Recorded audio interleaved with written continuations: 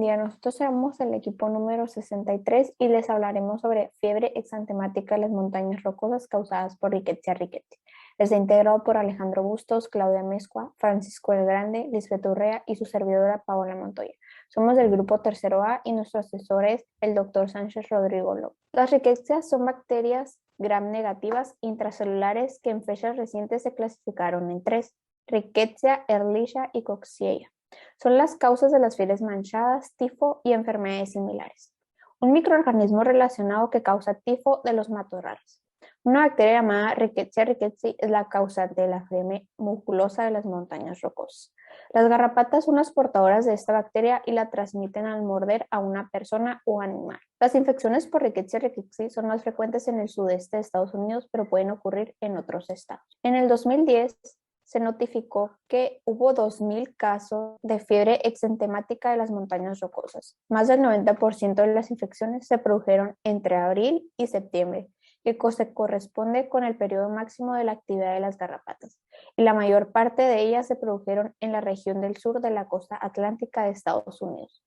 La distribución de la enfermedad se parece a la de la principal reservorio y vector de Rickettsia rickettsii, las garrapatas duras de la familia Ictodidae. Las dos garrapatas duras se asocian con más frecuencia en este cuadro en Estados Unidos.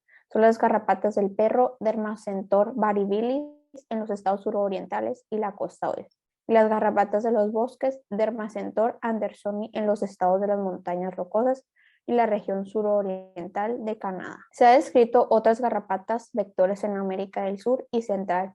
Una de las personas se debe estar expuesta a la garrapata durante un periodo prolongado de 6 horas o más, antes de que se produzca la transmisión. Las rickettsias avirulentas latentes se activan cuando el insecto se alimenta con sangre caliente y posteriormente son liberados de las glándulas salivales del vector en la sangre del hospedador humano. La transmisión se requiere un contacto prolongado. Se distribuye en los hemisferios occidental en Estados Unidos. La infección es más frecuente en el Atlántico Sur y pues como ya lo comenté, es más frecuente entre abril y septiembre y las garrapatas se infectan de manera natural. Mi nombre es Claudia Mezco y ahora yo voy a hablarles sobre la morfología y la estructura.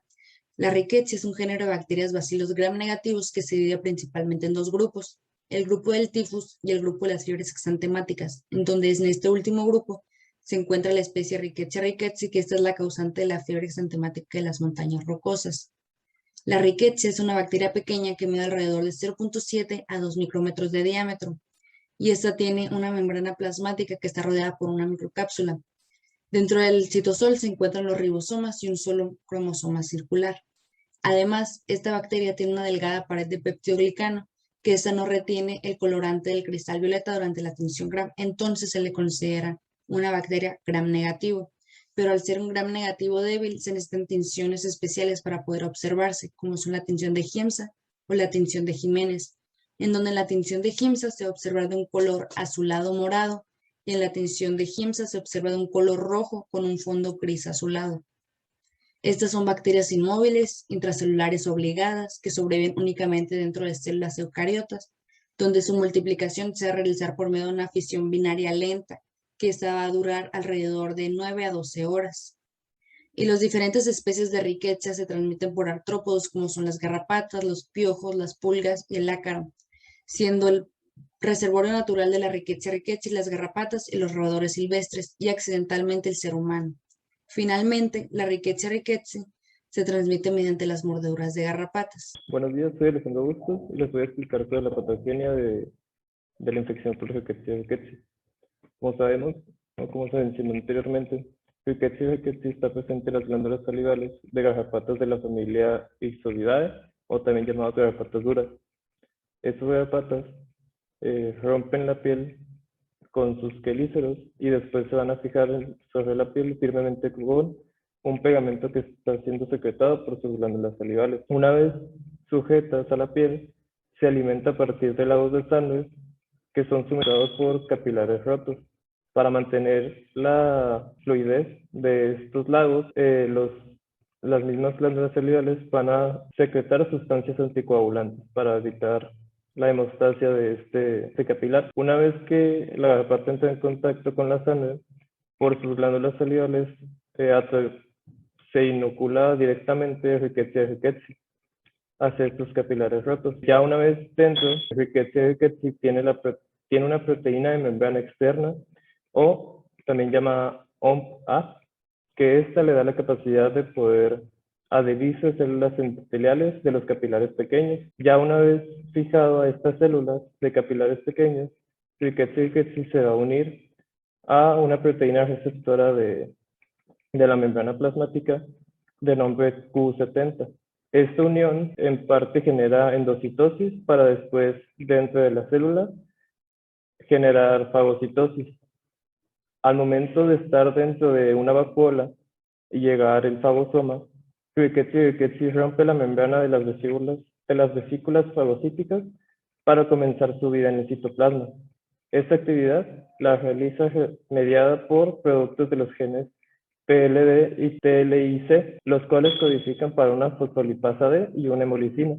Con esto es con lo que puede romper las membranas de las vesículas fagocíticas. Después de esto, Rickettsia rickettsii comienza a reproducirse y genera exocitosis para invadir a células adyacentes y seguir con este mismo proceso de invasión. Bueno, yo soy Francisco del Grande y les voy a hablar sobre las manifestaciones clínicas que presenta la fiebre exantemática de las montañas rocosas producida por Rickettsia rickettsii. Entre los síntomas vamos a tener cefaleas frecuentes e intensas, vamos a tener fiebre, escalofríos, mialgias, es decir, dolor muscular, artralgias, dolor articular, e incluso puede haber postración e insomnio, ¿no? Ahora bien, si esta patología no se diagnostica y no se trata a tiempo, puede haber complicaciones neurológicas, cardíacas y renales, ¿no?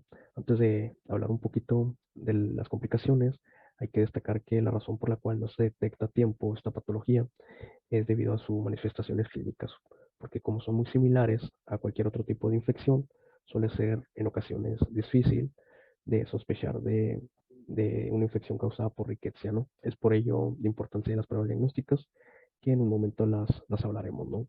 Hablando de las alteraciones, la alteración principal son las alteraciones neurológicas. Se ha observado, se ha estudiado que la Rickettsia puede atravesar la barrera hematoencefálica. Esta barrera, básicamente de lo que se encarga en el sistema nervioso central, es de proteger el sistema nervioso central de cualquier agente extraño, ¿no? Por lo tanto, la Rickettsia es capaz de penetrar esta barrera y por lo tanto causar el daño neurológico, el grado de afectar las neuronas, la microglía, y también puede presentarse un cerebro edematoso y al grado de complicarse y llegar a una meningitis o una encefalitis, ¿no? En el caso de la meningitis hay una pleocitosis de linfocitos, es decir, un aumento de linfocitos, una hipoglutarraquia, es decir, una disminución de la glucosa en el líquido cefalorraquídeo, y una hiperproteinorraquia, ¿no? Que este es el aumento de las proteínas en lo que es el líquido cefalorraquídeo, ¿no? Por lo tanto, es importante las pruebas de diagnóstico, y en las pruebas de diagnóstico tenemos la siguiente. En las pruebas de diagnóstico tenemos la microscopía, es una tinción que se utiliza especialmente para este microorganismo, ya que la tinción de Gram no tiñe correctamente lo que es la Rickettsia, por lo tanto se utiliza pues, la tinción de Giemsa, ¿no? Además es un método rápido para corroborar la clínica de lo que es la fiebre exantemática de las montañas rocosas. También se puede utilizar lo que es el PCR. Esta es por medio de la identificación del ADN de la Rickettsia en los tejidos infectados, y se da por medio de la amplificación del ADN, ¿no? Que se espera encontrar aquí pues las proteínas de la Rickettsia, en este caso es la OMPA y la OMPB, además del lipopolisacárido 17-KDA y del citrato sintasa, ¿no? También tenemos que se puede hacer un cultivo, sin embargo el cultivo solamente se hace en laboratorios de referencia donde hay un personal ya adiestrado a lo que es este microorganismo, ¿no? Y las pruebas serológicas más importantes que tenemos son la microinmunofluorescencia, por sus siglas en inglés MIF, y la inmunofluorescencia indirecta, por sus siglas en inglés IFI, ¿no? Comenzando primero con la microinmunofluorescencia, esta básicamente lo que hace es detectar la presencia de anticuerpos frente a proteínas de la membrana externa y el antígeno polisacárido, ¿no? Posterior a esto se utiliza la técnica de Westervold, que está básicamente lo que hace es identificar de forma individual, en este caso la Rickettsia, ya que como hay una gran variedad, es difícil saber qué tipo de Rickettsia es, sobre todo porque comparten el mismo antígeno polisacárido, ¿no? Por lo tanto, es importante primero hacer la microinmunofluorescencia y posterior la técnica de individualidad, que es la Westervold. Y finalmente tenemos la inmunofluorescencia indirecta, que esta básicamente funciona por medio de complejo antígeno-anticuerpo. Básicamente el anticuerpo de detección se une al antígeno de muestra, y aquí lo que es importante destacar es que entre mayor antígeno hay en la muestra, mayor es el complejo que se forma con el antígeno anticuerpo, ¿no? Esto que va a ocasionar que hay una mayor intensidad en la señal de la fluorescencia en el anticuerpo de detección, ¿no? Y estas son las pruebas básicamente que se utilizan para esta enfermedad, y eso es todo por mi parte. Muchas gracias. Yo soy Lisbeth Urrea y les voy a hablar del tratamiento.